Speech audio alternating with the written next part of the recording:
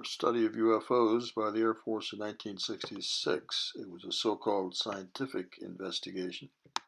It was neither a scientific nor a thorough investigation. The Air Force study awarded the University of Colorado was supposed to be a cooperative effort and full cooperation from the Air Force. In fact, it was not. This was Condon's chief investigator, Roy Craig. He would play a pivotal role in executing the cover-up. After Ray Fowler contacted Roy Craig about the UFO incidents at the missile sites, they met, and Ray gave him information about the incidents. Craig went to visit Malmstrom to follow up. These are a couple of handwritten notes that Craig made for that visit. In the first note, item 3 refers to the Echo flight incident, but he has the date mixed up. He has the Echo flight shutdown on the 24th, but it was on the 16th. The Oscar flight incident was the 24th. In the second note, he refers to a wave of incidents at Malmstrom. He was also given the name of one of the witnesses and refers to the Belt, Montana sighting. The witness, Mr. Rinaldi, saw strange lights twice, about a week apart, during his site activation work, so he would have been near the sites in question. I'd like to clarify the timeline of what I just discussed. The Condon investigation started in late 1966. The Malmstrom incidents in March of 67. So right away they were faced with those major events. Ray Fowler meets with Condon investigator Roy Craig in the late summer of 67. Craig goes to Malmstrom Air Force Base around October of 67. Now, what I haven't mentioned is that there was a meeting held in June of 1967 with what's called base UFO officers. These were officers identified at various bases across the country that the Air Force agreed to make available to help the Condon investigators. More on that later, but this particular timeline is important when we're talking about the Air Force cover-up and collusion. This is a photo of Lieutenant Colonel Lewis Chase. He was identified as the base UFO officer by the Air Force during this period. He would have been responsible for working with the Condon investigation. There's no public record that he contacted Condon about the March 16th Echo incident. His first known contact with Condon regarding the UFO study was the Belt sighting. Belt, Montana is a small town a short distance southeast of Great Falls. At about 9:30 p.m., Ken Williams was driving his truck north to Great Falls when he noticed a large glowing light flying about a mile away and about 500 to 1,000 feet above the ground. His speed was approximately the same as his. When he stopped to take a better look, it also stopped and flashed its light at him 3 times. It seemed to him that the object wanted to be noticed. When he walked toward it, it left at high speed. He stopped the motorist and asked they contact the highway patrol. A patrolman, Bud Nader, soon arrived, and then the object had returned. This time it was seen by both of them, landing in a ravine called Frenchman Coulee. Williams had seen the object up close and wrote that it was dome-shaped and about 20 feet in diameter. The Air Force was also notified, and Colonel Chase was on the scene at about 11 p.m. By then, it appeared that the object had departed. However, broken tree branches were found in the area. Here's a telex on the Belt sighting that Chase sent to quite a few Air Force offices, including the Foreign Technology Division at Wright-Patterson Air Force Base, the home of the Blue Book Project. Note that he reports there are numerous reports of the object by agencies at Malmstrom. Chase also sent a separate report of the Belt sighting to Condon about a week later. Nowhere in that report is there a mention of any impact on the missile sites on that night by UFOs. In fact, that impact of UFOs was well known by many base personnel. This shows the third page of the report that Colonel Chase sent to Edward Condon about the UFO sightings throughout the area of Malmstrom on March 24th and 25th.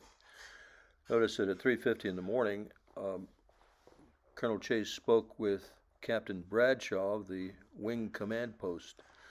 The Wing Command Post is the same. This is the same man we spoke with on the night of our incident, March 24th, and told him about the Oscar shutdown. It begs credibility that Craig would not have known or been informed that the Oscar flight shut down during UFO activity.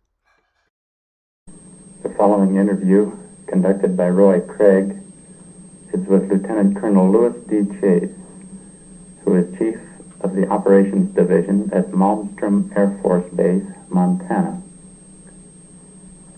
The interview is being conducted at Malmstrom on October 19th, 1967.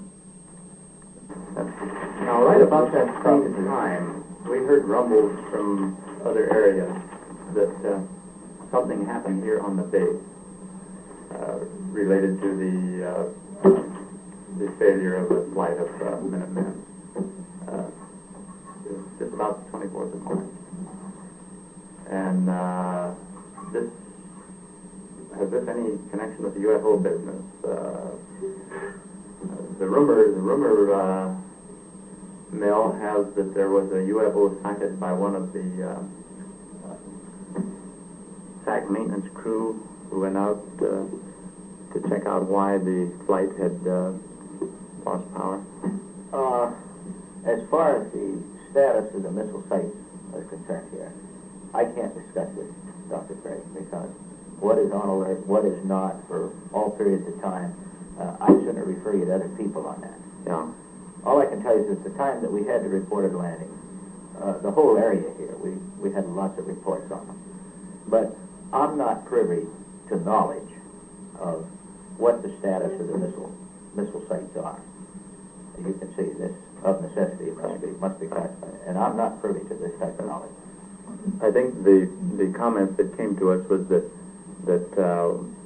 some of the maintenance crew who had to check out sites that had lost power unexplained had said they saw a white light come down and circle the base in broad daylight or something like this, and then this was denied the next day after it had been and then a big hush-up sort of thing. You're not aware of anything of this sort? No, this I'm not, because I wouldn't know what the status of the missiles were. Now, how about... Now, understand, it's common for us to have a commercial power failure or something like this. This happens repeatedly, such as commercial power does anyway. And I just have a suspicion that some of the commercial power people there happened to be a power outage someplace, and they tried to tie the two of them together. But this, I wouldn't know. But I would suspect this is a real strong possibility. I would immediately conclude this, but I thought I would check it out or see if you had any information on it. Or well, I think... Who is this man in charge of site maintenance or research crew? Captain Lavinka or something like that on site, is it?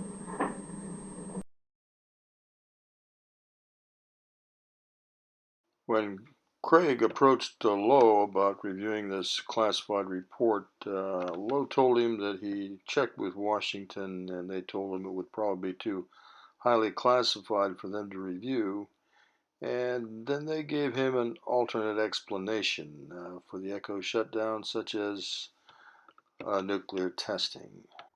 In checking with official government records, there was no nuclear testing done during the period of the Malmstrom incidents. In addition, I'd like to point out that the document that initiated the Condon investigation stipulated that if any classified material was desired by the investigators, it would be made available to them. That is shown here in the last sentence of paragraph 3C of the document that originated the Condon investigation.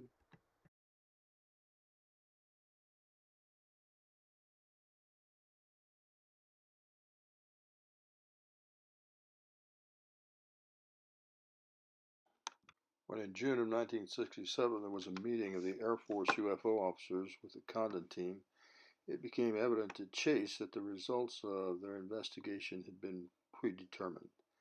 Here's a record of his notes of that meeting. So, although the university study has approximately 8 months to run, and barring any dramatic events, the conclusions in the initial formal report will most likely read as follows. There is no evidence to support a hypothesis that extraterrestrials have visited the Earth. In the first paragraph of Colonel Chase's memo, he states that personnel from Project Blue Book were in attendance. Again, it strains credibility that there would have been no discussions between Colonel Chase and members of Project Blue Book about the Echo and Oscar flight shutdowns during this time. In fact, just 2 weeks later, Blue Book sends a letter to Colonel Chase, and in paragraph 2 it states, "Our offices have been informed that during the sightings there were equipment malfunctions and abnormalities." Colonel Chase replied that he has no knowledge of equipment malfunctions or abnormalities. Now this begs the question, there are two questions. One, what was the source of Blue Book's information about equipment abnormalities? Could it have been during that June 12th meeting? And if Chase was not privy to such information, as he told Roy Craig, why would he be reporting for the wing on this question? The end result was that the Echo and Oscar flights were never reported out in the final report of the Condon investigation.